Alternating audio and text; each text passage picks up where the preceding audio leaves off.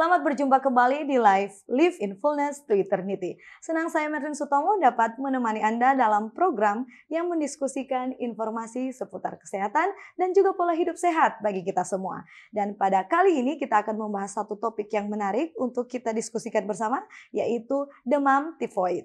Demam tifoid atau yang sering disebut tipes ini merupakan penyakit akut yang disebabkan oleh bakteria. Bakteria apakah itu dan bagaimana cara pencegahan, penyebaran, dan penanganannya? Mari kita dapatkan jawabannya dengan menyaksikan terus program kami pada saat ini. Dan saat ini sudah hadir di studio dokter yang siap untuk membahas topik kita. Dokter ini merupakan dokter yang sudah ditamatkan dalam sarjana kedokteran dari Universitas Samratulangi Manado pada tahun 2013 silam. Kemudian menyelesaikan profesi dokter pada tahun 2015. Beliau memulai karirnya di Kabupaten Kepulauan Sangihe sebelum kemudian pindah di Klinik Galaksi Husada. Hingga pada akhirnya pada tahun 2018 melayani di Rumah Sakit Advent Manado. Dan saat ini beliau sudah ada di studio bersama kita. Kita langsung saja menyapa Dr. Stevi Anto. Dokter, apa kabarnya? Puji Tuhan, kabar baik. Luar biasa. Bagaimana kesibukan akhir-akhir ini di rumah sakit?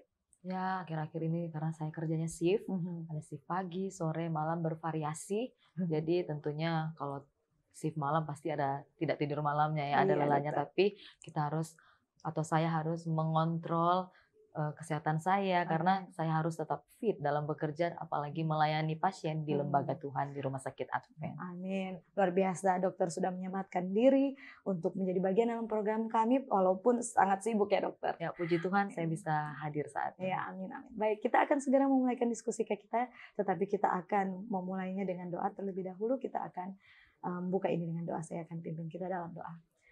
Sahabat Live, mari kita satu dalam doa.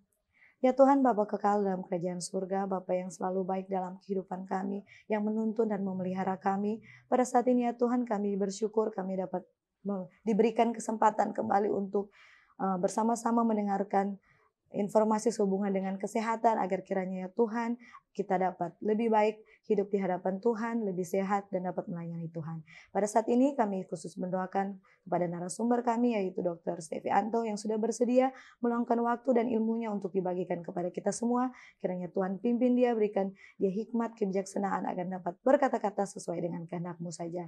Ya Tuhan, kami serahkan seluruh rangkaian program kami pada saat ini dalam tangan-Mu. Kami berdoa dan mengucap syukur dalam nama Yesus. Amin. Baik dokter, kita akan break sejenak. Dan sahabat Live, jangan kemana-mana, tetap bersama kami di Live in Fullness to Eternity. Tahukah Anda, buah adalah sumber vitamin dan antioksidan alami yang dapat meningkatkan metabolisme tubuh. Sayur memperlancar buang air besar dan dapat menurunkan risiko terkena berbagai penyakit kronis. Selalu mengonsumsi air mineral untuk menjaga keseimbangan cairan tubuh. Berolahraga dengan teratur dapat membantu kita mengendalikan berat badan. Selalu beristirahat yang cukup agar tubuh tetap sehat dan bugar. Jangan lupa untuk selalu menyaksikan program live di YouTube channel Cornelius Media, Bridge to the Truth.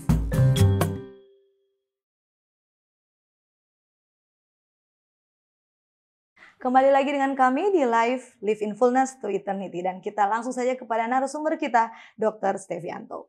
Baik dokter, sehubungan dengan topik kita pada saat ini yaitu demam tifoid atau yang disebut-sebut tipes ya dokter. Nah sebenarnya penyakit ini bagaimana sih dokter? Mungkin bisa dijelaskan? Ya, demam tifoid adalah merupakan penyakit sistemik yang ditandai dengan demam dan nyeri perut. Dan penyebaran penyakit ini disebabkan oleh kuman yang namanya adalah Salmonella typhi. Oke dokter. Ya. Nah sehubungan dengan penyakit ini, apakah masih memprihatinkan atau bagaimana status statistiknya? Ya, menurut data statistik, penyebaran dari demam tifoid ini tidak merata di seluruh dunia. Kalau kita lihat di negara ada yang negara yang maju, ada juga negara yang berkembang. Tentunya kalau kita lihat dari negara yang berkembang, pastinya sanitasi lingkungan masih ada yang kurang ya. Dan menurut WHO atau World Health Organization, data yang didapatkan untuk angka kejadian demam tifoid ini setiap tahunnya berkisar 11 sampai dengan 21 juta kasus per tahunnya. Oke, baik dokter. Bagaimana dengan kasus di Indonesia itu sendiri? Ya, dan untuk di Indonesia sendiri ditemukan rata-rata per tahunnya itu sebesar 500 per 100.000 penduduk. Jadi kalau kita lihat ini juga merupakan masih angka kejadian yang tinggi tentunya. Apakah penyebaran di Indonesia juga merata atau mungkin ada kota-kota tertentu yang lebih tinggi statusnya? Ya, pastinya sama dengan tadi ya, di seluruh dunia, di Indonesia juga pasti ada perbedaan-perbedaannya. Tergantung dari tingkat sanitasi atau kebersihan lingkungan dari daerah tersebut. Oke, itu salah satu penyebab ya. Mungkin ada lagi penyebab-penyebab yang menyebabkan orang banyak terkena sakit ini. Bisa Ya, dokter selain sebutkan? sanitasi tadi yang sudah saya katakan, sanitasi lingkungan yang kurang, tentunya pastinya ada makanan dan minuman yang sudah terkontaminasi. Itu juga salah satu menjadi penyebab dari penyakit ini. Kemudian proses dari kita terkontaminasi ya dengan bakteria ini kira-kira memakan waktu berapa lama untuk kita tiba-tiba merasa gejala penyakitnya Ya, muncul? untuk masa inkubasi dari penyakit demam tifoid ini berlangsung kurang lebih 10 sampai dengan 14 hari. Di mana minggu pertama gejala klinis dari penyakit ini menunjukkan gejala dan tanda serupa dengan penyakit infeksi akut pada umumnya. Dan itu bisa kita lihat, pasti adanya demam. Kemudian ada nyeri kepala, mungkin dia bisa jadi pusing juga. Ada juga nyeri otot. Ada anoreksia atau kata lainnya itu ada sulit untuk makan. Kemudian ada rasa mual, ada muntah, ada juga gejala konstipasi. Tentunya kita tidak mengetahui apa itu arti konstipasi, tapi kalau bagi mereka pekerja kesehatan, mereka mengetahui konstipasi itu artinya adalah susah untuk buang air besar atau susah untuk ke belakang. Diare atau sering ke belakang, buang air besar cair, dan pastinya ada perasaan tidak enak di perut. Oke, baik dokter. Untuk cara kita untuk menghindari penyakit ini tentunya kita harus tahu terlebih dahulu bagaimana ya proses dari penyebaran secara detailnya penyakit ini. Nah, seperti apa itu dokter? Yang kita perlu ketahui di sini adalah khas sekali. Ada 5 F. Jadi semua dari F. Untuk kita mengetahuinya agar kita gampang menghafalnya ya. Baik. Yang pertama adalah food, di mana makanan yang dikonsumsi dan didapati dari tempat yang kurang bersih bisa menjadi media penularan. Terlebih lagi, makanan yang terkontaminasi oleh kuman Salmonella typhi akibat dari pengolahan makanan yang sudah saya singgung tadi di awal yang tidak higienis. Kemudian yang kedua, fingers. Jari-jari pada tangan juga bisa menjadi media penularan dari penyakit tifoid. Penularan lewat jari tangan sangat beresiko, utamanya jika tidak mencuci tangan setelah dari toilet atau sebelum dan sesudah makan. Selanjutnya, tadi yang pertama apa? Food. Yang kedua tadi adalah fingers. Dan yang ketiga adalah vomitus. Nah, vomitus ini artinya adalah muntah ya.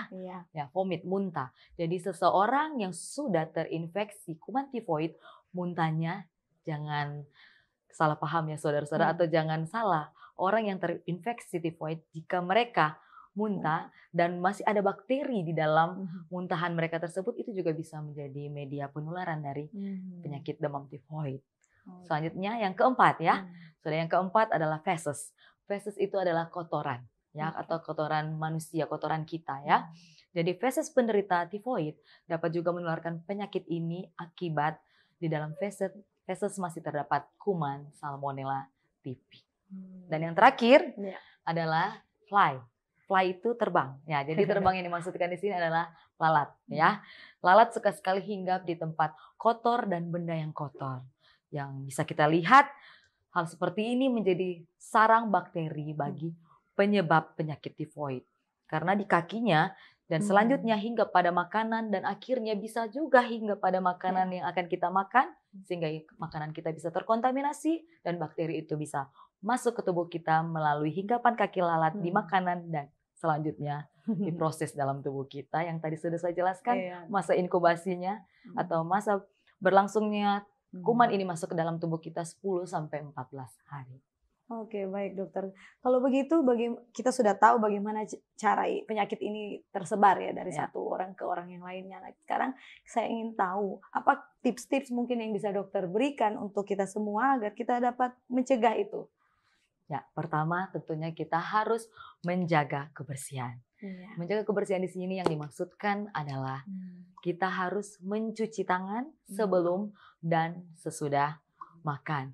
Selanjutnya, kita juga harus mencuci tangan sebelum menyajikan makanan. Karena dengan kita berperilaku hidup bersih seperti rajin mencuci tangan, tentunya harus menggunakan air dan sabun yang mengalir. Itu yang pertama. Yang kedua adalah kita sudah bisa vaksin tifoid ya. Jadi untuk vaksin tifoid ini bisa dilakukan di usia 9 sampai 13 tahun. Jadi untuk informasi lebih lanjut agar kita bisa divaksin tifoid, kita bisa langsung konsultasikan ke dokter anak. Dan yang selanjutnya, tips yang ketiga adalah mengkonsumsi makanan minuman yang terjamin kebersihannya. Tentunya kalau kita ingin makanan minuman yang terjamin higienitasnya adalah dari rumah kita sendiri ya pastinya. Tentunya kita tahu mengelolanya, dari mencuci makanannya, dalam merebusnya kita bisa pastikan makanan ini betul-betul masak. Dan yang terakhir adalah tidak menyiapkan atau menyajikan makanan ketika masih sakit. Jadi apabila misalnya kita sedang menderita atau menderita penyakit demam tifoid, kita jangan dulu untuk menyiapkan atau memasak makanan. Karena sebelum dokter menyatakan bahwa bakteri dalam tubuh kita sudah tidak lagi menular. Agar tidak menularkan atau menginfeksikan saudara-saudara kita yang lainnya yang bisa serumah kita atau saudara-saudara kita yang ada di tempat kerja kita misalnya di restoran. Tentunya kalau kita masih sakit jangan dulu kita untuk masuk bekerja. Seperti itu. Oke dokter. Dokter, saya angkat sehubungan dengan pencegahan terlebih pada saat kita harus bikin ini harus cuci tangan ya. Iya, betul. Cuci tangan ini sebenarnya seperti apa dan berapa lama bagusnya kita cuci tangan? Ya, sebenarnya kalau kita sudah sering lakukan sehari-hari itu kita sudah terbiasa ya. Dan langkah cuci tangan yang ada saat ini dikeluarkan langsung oleh WHO sendiri, bukan dari Kementerian Kesehatan Indonesia atau bukan dari rumah sakit swasta atau rumah sakit pemerintah. Jadi ini sudah ketetapan dari pusat kesehatan organisasi dunia adalah World Health Organization, di mana ada 6 langkah.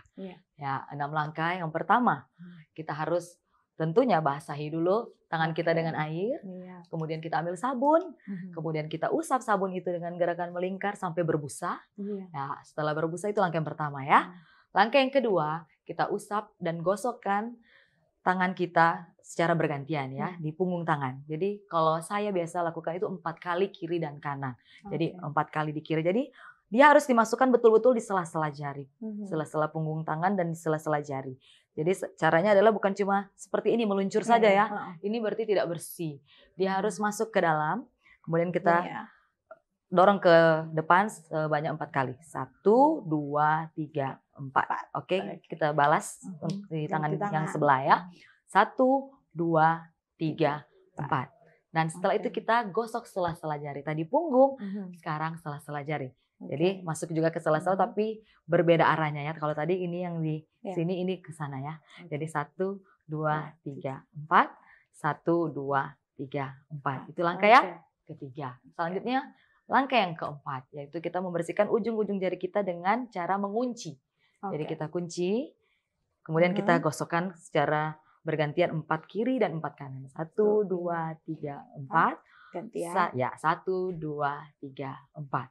Selanjutnya kita akan membersihkan ibu jari kita. Foto putar kedua ibu jari secara bergantian. 1, jadi ini hanya diam, ini yang bergerak ya. 1, 2, 3, 4. Balas lagi 1, 2, 3, 4. Dan yang terakhir adalah langkah yang keenam. Kita meletakkan semua ujung jari kita di atas telapak tangan dan dilakukan dengan cara melingkar. 1, 2, 3, 4 dan berbalas. 1, 2, 3, 4. Setelah itu jangan lupa saudara-saudara, kita harus cuci di air yang mengalir. Jangan cuci di air yang sudah ada atau tergenang, tinggal diambil dengan gayung ya atau dengan palo-palo orang Manado bilang ya. Jadi kita harus pastikan itu dari air yang mengalir, sumber air yang mengalir dan harus dikeringkan dengan apa? Dengan tisu yang bersih atau handuk kering yang bersih tentunya. Oke dokter. Jadi sebenarnya yang kata orang itu kita cuci tangan yang penting 2 menit, terus bagaimana saja caranya itu bersih. Itu sebenarnya tidak begitu ya dokter? Sebenarnya ini tidak sampai 1 menit kalau kita lakukan secara berurutan ya. Jadi bisa kurang lebih tidak sampai 1 menit. Tapi kalau untuk yang usap-usap dengan alkohol yang 70% itu biasanya itu bisa dilakukan selama 15 sampai 20 detik. Kalau yang untuk cuci tangan itu biasanya cuma sampai 40 sampai 60 detik, tidak sampai 1 menit. Karena sangat sederhana. Tapi kalau kita baru belajar memang terlihat kayak seperti susah atau ribet. Banyak sekali langkahnya. Apalagi kalau misalnya sudah lapar, tentu biasanya cuci tangan cepat-cepat. Aduh, karena sudah lapar, saya sudah lapar ini. Yang penting sudah cuci tangan, sudah ada air, sabun, kelar. Atau selesai. Ya, seperti itu. Sebenarnya bukan masalah waktunya ya, tetapi kita harus menyentuh daerah-daerah tertentu dari tangan. Langkah-langkahnya itu yang mesti. Atau yang paling penting. Baik, terima kasih dokter untuk petunjuk dan jawaban-jawaban yang sudah diberikan. Kita akan tahan sebentar. Dan sahabat sekalian, jangan kemana-mana, tetap bersama kami di Live in Fullness to Eternity.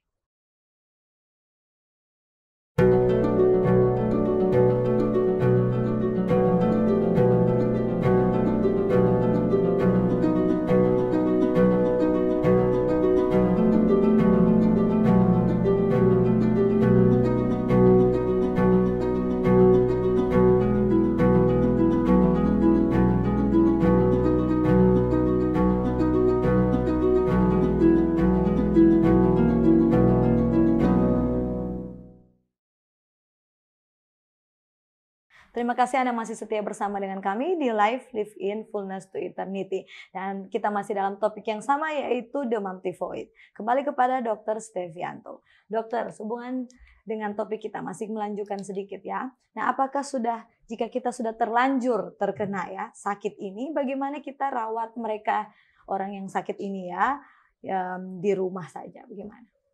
Ya, untuk apabila kita sudah ketahui kita terjangkit atau menderita penyakit tifoid, sebaiknya tidak dirawat di rumah. Karena penyakit ini membutuhkan istirahat total. Ya, selain istirahat total, dia memang harus dipantau keadaannya di rumah sakit, termasuk tanda-tanda vital. Tanda-tanda vital itu termasuk di dalamnya ada tekanan darah, mungkin ada respirasi atau pernafasannya, denyut jantungnya, saturasinya. Karena kalau di rumah sakit pasti terjamin untuk evaluasi atau observasi dari pasien yang menderita demam tifoid ini. Karena di sana ada tenaga kesehatan yang lengkap, ada dokter dan perawat. Sedangkan di rumah mungkin kalau misalnya ayah, ibu atau saudara adalah tenaga kesehatan, kita masih bisa toleransi. Tapi kalau hanya orang awam, mereka tidak tahu pada pasien dengan demam tifoid ini apa dia sudah seperti tadi ada dehidrasi, ada diare, dia sudah diare ke belakang atau sudah buang air besar di belakang sudah berapa kali dia tidak tahu dan dia melihat masih sadar. Ternyata mungkin saja itu sudah biar dia sadar tapi belum tentu dia itu adalah sehat karena dia kan sakit, belum tentu dia mengarah ke kesembuhan. Bisa jadi itu menyebabkan akibat yang fatal, bisa terjadi shock karena kekurangan cairan yang berlebihan. Contohnya seperti itu. Bagaimana dengan gejala-gejala yang contohnya sudah mulai muncul yang dokter sudah sebutkan tadi, mulai muncul tetapi mereka belum memeriksakan diri. Nah, kira-kira apa yang bisa dokter berikan untuk menjadi first aid, langkah-langkah pertama? Ya, tadi kita sudah pelajari apa saja gejala dan tanda klinis dari penyakit demam tifoid ini, yang tentunya yang menjadi kata kunci adalah demam. Ya. Jika demam sudah melebihi 3 hari, langsung saja datang ke rumah sakit atau klinik atau puskesmas dan segera datang memeriksakan diri di sana. Pastinya akan ada pemeriksaan yang lebih lanjut. Tentunya akan ada pemeriksaan darah dan lain sebagainya. Dan apabila sudah diikuti dengan gejala tadi yang sudah saya sebutkan, ada nyeri otot, nyeri kepala, pusing, mual, muntah, susah makan, diare, susah ke belakang, susah BAB, dan merasa tidak nyaman di perut, langsung saja. Jangan hanya diam di rumah, tapi segeralah periksakan di fasilitas kesehatan. Oke dokter, bagaimana jika seseorang belum sampai 3 hari ya, kemudian dia sudah mulai muntah yang banyak seperti itu, apakah ini juga sudah harus dibawakan ke rumah sakit atau harus tunggu 3 hari dulu dokter? Iya, kalau sudah sampai pada gejala muntah-muntah banyak kali, atau sudah mencret dalam frekuensi yang sangat banyak, tentunya kita harus segera ke rumah sakit untuk mengganti cairan yang sudah habis atau cairan yang sudah terbuang. Karena seperti tadi saya jelaskan, kalau kita kekurangan cairan tentunya akan mengalami sampai pada shock apabila tidak segera ditangani. Jadi lebih baik mencegah daripada mengobati, langsung saja bawa ke rumah sakit atau fasilitas kesehatan yang terdekat.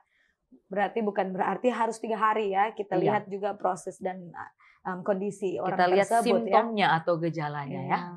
Baik dokter, jika sudah dibawa di rumah sakit apa saja yang penanganan yang biasa diberikan kepada penyakit tifoid ini? Ya tentunya setelah di rumah sakit pasti akan dilihat oleh perawat terlebih dahulu, kemudian akan diperiksa oleh dokter, kemudian dokter akan memberikan terapi. Kalau untuk rawat inap pasti tentunya akan dipasang infus atau IVFD ya. Setelah itu akan diberikan terapi obat, mungkin kalau ada demam kasih obat penurun panas seperti sesuai gejala. Jadi pengobatan sesuai dengan gejala dan ditambah dengan pemeriksaan penunjang. Tentunya pemeriksaan penunjang akan ada pemeriksaan darah dan khusus untuk penyakit demam tifoid ini biasa dilakukan pemeriksaan serologi yang namanya adalah pemeriksaan Widal. Jadi dari hasil pemeriksaan Widal ini kita dapat mengetahui yang namanya ada titer O dan titer H. Kita bisa melihat apakah hasilnya normal atau sudah memang tifus ya. Biasa normalnya itu 1/80 untuk titer O dan H, tapi kalau misalnya dia sudah 1/160, 1/320, bahkan sampai 1/640 memang harus tentunya dirawat di rumah sakit karena membutuhkan istirahat total. Kalau begitu, kalau dia masih di bawah angkanya itu bisa pulang rumah dan dirawat di rumah dokter?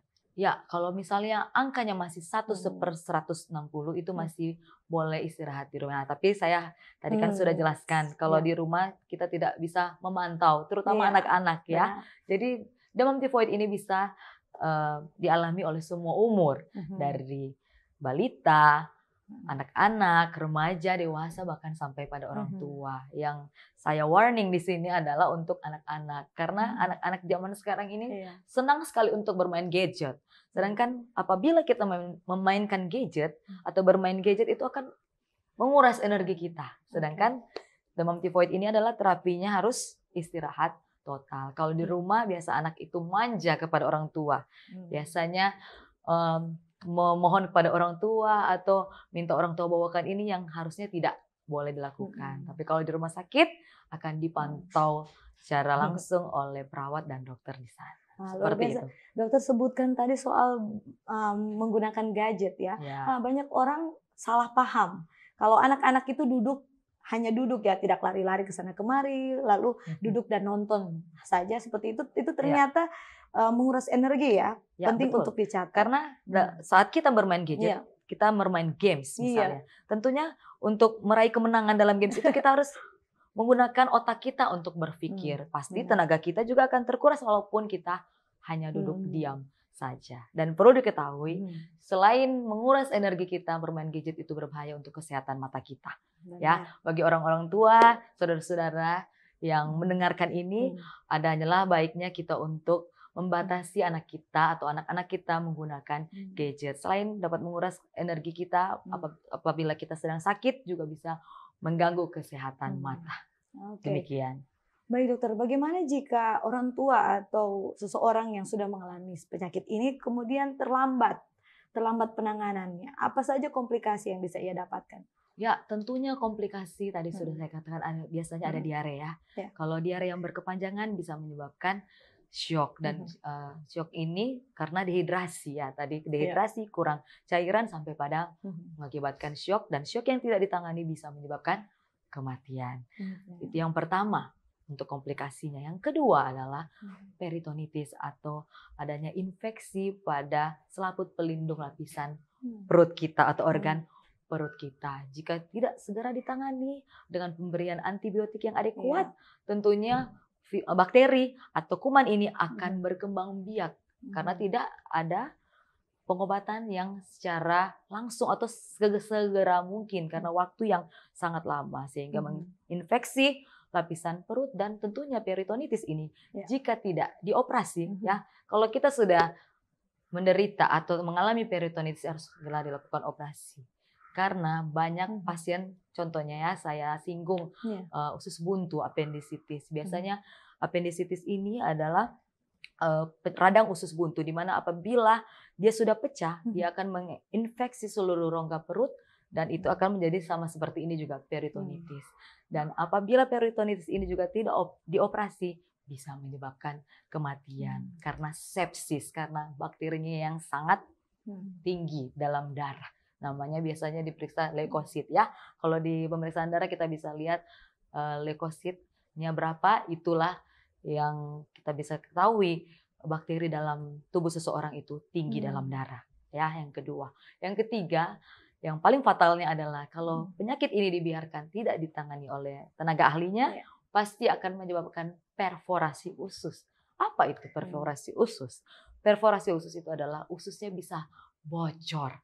Ya, bisa bocor. Nah, kalau usus bocor bisa juga terjadi perdarahan sama tadi dehidrasi, kurang cairan. Diare terus bisa menyebabkan shock, namanya yang tadi sudah saya katakan shock hipovolemik. Tidak ditangani, keadaan atau tanda-tanda vital turun, drop terus-menerus, ya tentunya pasti ujungnya adalah pada kematian. Wah, itu sangat menakutkan ya. Tidak betul. boleh sampai di titik itu ya. Iya.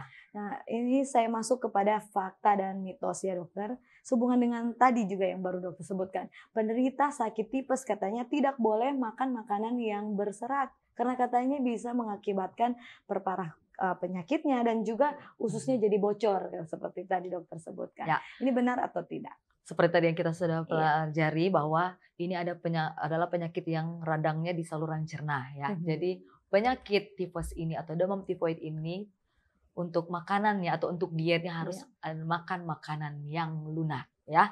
Jadi intinya adalah kita harus makan makanan yang lembut seperti bubur. Jangan berani kita makan makanan yang keras karena itu akan melukai lapisan usus kita atau saluran pencernaan kita. Seperti itu. Oke, kita masuk dalam mitos dan fakta yang terakhir, dokter. Tipes katanya biasanya terkena kepada mereka yang kelelahan. Ya, benar, itu faktanya benar ya. Karena di lapangan saya mendapati pasien-pasien saya atau dokter-dokter yang lain juga, teman-teman sejawat dokter lainnya, mereka yang menderita penyakit tifoid bisa dapat kembali. Jadi bagi mereka yang sudah pernah menderita tifoid dan apabila mereka kelelahan, tentunya kalau kelelahan imun tubuh kita turun. Dan pastinya sangat gampang untuk virus atau bakteri masuk ke dalam tubuh kita. Jadi tidak salah bagi mereka yang mengalami kelelahan atau kecapean bisa kembali menderita penyakit ini. Oke, begitu ya dokter. Terima kasih dokter untuk jawaban-jawaban yang sudah diberikan ya. Dan pemirsa live yang menyaksikan, luar biasa sangat menarik pembahasan kita saat ini. Namun sudah saatnya kita untuk menutup diskusi kita. Tapi sebelumnya kita kembali kepada dokter. Dokter Stevi, bisakah dokter berikan sedikit closing statement? Pesan-pesan apa yang penting untuk disimpan oleh sahabat live sekalian? Baik, terima kasih. Semoga dengan pembahasan kita pada saat ini mengenai apa itu demam tifoid, bagaimana gejalanya, apa penyebabnya, bagaimana kalau tidak ditangani komplikasinya seperti apa, dan juga terapi apa yang bisa diberikan pada penyakit ini. Semoga saudara-saudara semua kita yang ada di tempat ini maupun yang ada di rumah mendapatkan manfaat daripada pembahasan pada saat ini, di mana kita dapat mengedukasikan atau dapat membantu saudara-saudara kita, keluarga kita, sahabat kita. Dan apabila kita menemukan salah satu gejala dari penyakit ini seperti demam, nyeri perut, nyeri otot, nyeri kepala, dan yang sudah kita bahas tadi, kita harus langsung mengedukasikan kepada mereka untuk segera datang ke fasilitas kesehatan dan untuk datang segera ke rumah sakit, ke klinik, bahkan sampai pada puskesmas. Dan tentunya kita juga selain berusaha untuk mengobati, kita juga harus apa? Harus berdoa kepada Tuhan. Karena Tuhan kita adalah dokter agung, di mana Dia adalah dokter yang dapat menyembuhkan segala penyakit yang ada di muka bumi ini. Seperti yang terdapat dalam Alkitab, dalam kitab Yeremia 33 ayat 6, mengatakan bahwa sesungguhnya aku akan mendatangkan kepada mereka kesehatan dan kesembuhan, dan aku akan menyembuhkan mereka dan akan menyingkapkan kepada mereka kesejahteraan dan keamanan yang berlimpah-limpah. Dan sungguh luar biasa janji Tuhan bagi kita umat yang setia dan percaya kepadanya. Amin, amin. Jadi kita harus berusaha dan berdoa, dokter. Betul. Baik, kita akan segera tutup diskusi kita. Bisakah saya minta kesediaan dokter untuk tutup kita dalam doa? Mari berdoa. Bapa kami di sorga, terima kasih Tuhan untuk berkat-Mu pada kami pada saat ini, di mana kami tadi sudah membahas sebuah atau suatu materi penyakit, di mana apa yang sudah kami pelajari tadi dapat bermanfaat dalam kehidupan kami, terutama dalam kami meningkatkan kehidupan kesehatan kami, agar kami bisa melayani Tuhan dengan kesehatan kami. Nama-Mu saja yang dipuji dan dimuliakan. Bapa, kami mau serahkan seluruh kehidupan kami hanya dalam tangan kemurahan-Mu saja, Bapa. Ampuni dosa kami. Dalam nama Yesus kami sudah berdoa dan mengucap syukur. Amin. Amin.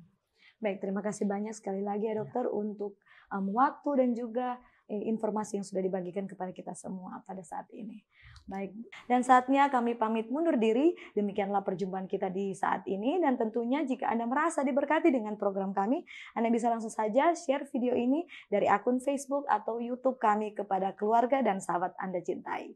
Jangan lupa juga untuk tetap ikuti program Cornelius Media yang menarik lainnya, dan jangan melewatkan episode live selanjutnya masih di hari dan waktu yang sama. Akhir kata saya Mertin Sutomo dan seluruh kru yang bertugas mengucapkan sampai jumpa dan salam sehat.